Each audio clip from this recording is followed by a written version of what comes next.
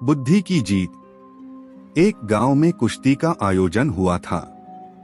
सभी बड़े पहलवान विभिन्न गांवों से आए थे और सबके पास विशेष कौशल था।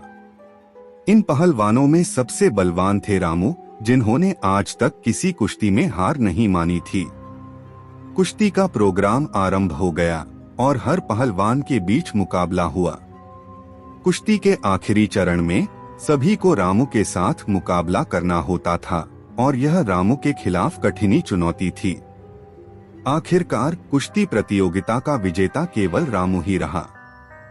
गांव के सरपंच ने रामू का हाथ ऊपर किया और उन्हें विजेता घोषित किया और इनाम के रूप में 5 लाख रुपए दिए।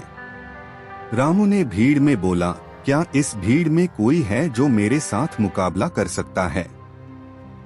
अगर कोई मुझे हरा देता है तो उसे 5 लाख रुपए मिलेंगे और अगर मैं जीतता हूं तो वह मुझे 1 लाख रुपए देने के लिए तैयार रहे। क्या किसी को इस चुनौती को स्वीकार करने का विचार है? भीड़ के सभी युवाओं ने आपस में नजर मिलाई, लेकिन किसी ने भी साहस नहीं दिखाया। रामू हंसने लगे, देखकर कि कोई भी उनकी चुनौती को स्वीकार नहीं कर रहा है। इस समय एक पतले और दुर्बल आदमी ने बड़े ही निर्भर भाषा में घुसपैठ किया, मुझे आपसे कुश्ती लड़नी है।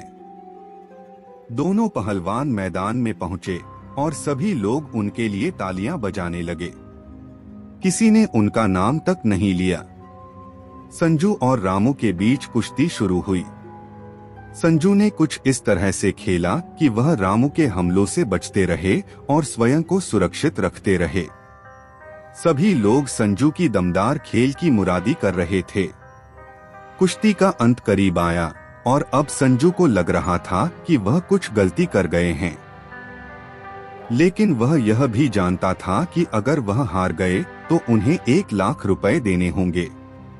संजू ने अपनी चालों को ताजगी से बदला और रामू को पकड़ लिया और उसे पीछे की ओर धकेल दिया। रामू के जबरदस्त हमलों के बावजूद संजू ने उन्हें मजबूती से पकड़ा और रामू को खूब तरह से दम घुटने के बीच में लगा दिया।